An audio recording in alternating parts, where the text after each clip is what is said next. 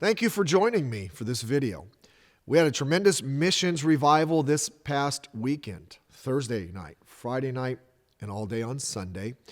Great to have our guys with us. Of course, we had horrible weather. The wind came in on Thursday and left after service on Sunday night, but just tremendous response from our people being here, and it wasn't the warmest time to be here.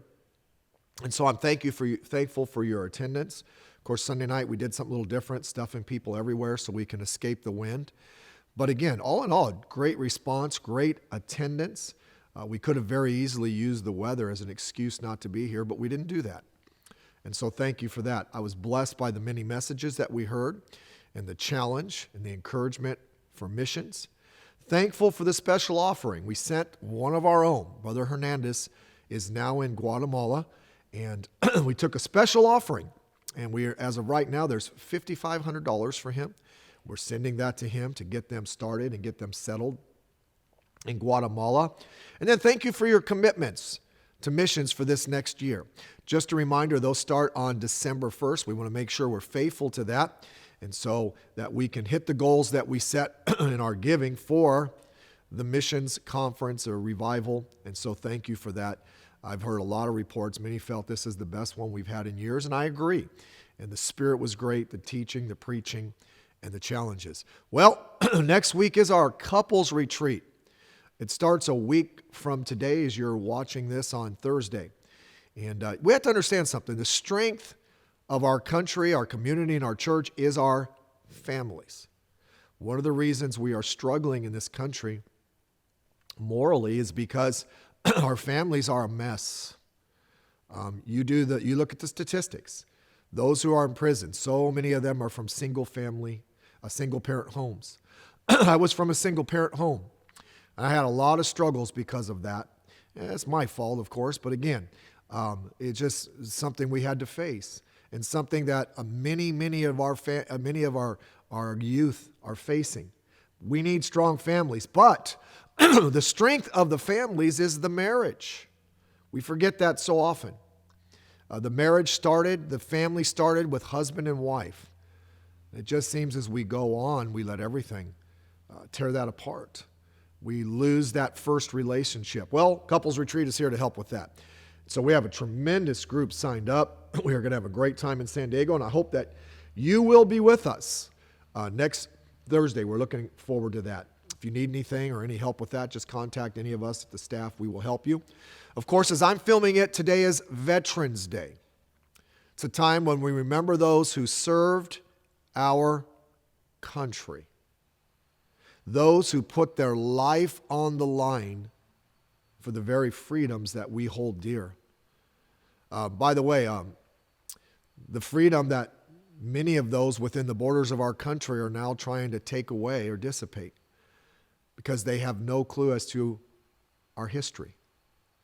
America would not be where it is today had it not been for men who not only just fought for their country and put their lives on the line for our country, they were willing to die for our country.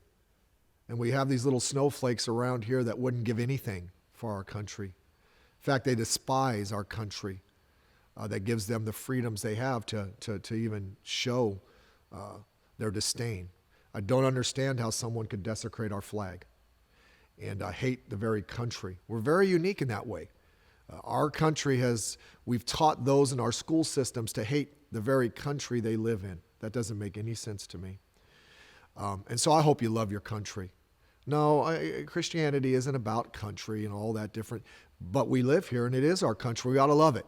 We ought to be thankful for it, that God put us in this country. It's been a very trying week. As I'm speaking this, they're trying to make Biden the president, but there's been a lot of irregularities, and I'm sure there's court cases to follow. And so let me just say this. I hope that we are praying as intently for what's going on right now as we did before the election. I personally believe, and I may be wrong, that more than ever, God's people prayed for this election. I think we know what's at stake. The lives of the unborn, the lives of the born, the lives of our children, the freedom to not just share the gospel and live our faith, all the moral implications. I hope that just because we're going through all this drama right now and everything is kind of up in the air, that you haven't stopped praying. Your children, your grandchildren are on the line. And I'm not trying to be doom and gloom, but we ought to pray. We ought to pray. And I hope that you're praying for your country. But let me say this.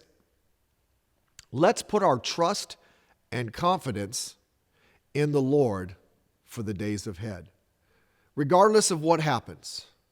And by the way, it's very easy for me to be a pessimist. I can look at what's going on right now, and if this fraud, which happened to our election, is allowed to stand, in my flesh, I feel like there'll never, ever be a fair election again. That's my flesh. But I don't want to trust in the flesh. I'm going to put my confidence and trust in the Lord for the days ahead. Regardless of what happens, we still have a work to do. It may not be as easy if this thing does not turn out right as it has been, but I hope we appreciate what we have here. And I hope we pray earnestly for God to, as he tells us in the Bible, pray for peace, pray for our leaders. And I hope if things turn out right, and even if they don't turn out right, I hope we have a zeal to reach people with the gospel. And that's our calling. But let's trust in the Lord. By the way, he is in control. He is. And God knows what's happening. God didn't forget anything. God knows the days in which we live. And I personally believe that we are in the last days. As I read Revelation and you read about the end times, and it's like, how can people buy into all the drama and all the nonsense that's coming in the end times? Well, just look at what this little pandemic did to the world and how it completely changed people, what they will accept, what they will allow in their life. It's going to be very easy, especially with all the technology. But you know what? We are children of God, and we have a great future ahead. So let's thank God for that. Let's trust in the Lord, and let's do what we are supposed to do. The Bible is still good. God still answers prayer, and there still is a joy in serving Jesus Christ. And let's never lose that. Let's never lose that. And I pray that you don't, and I hope that you don't. Well, services tonight. I hope that you will join us. By the way, we're buying heaters to put outside, and so those probably won't be in tomorrow. It's not supposed to be too bad tomorrow, but those are coming in, and we'll use those. And so we're just looking forward to another great Sunday and Thursday night service. Look for you here. God bless you. Have a great day.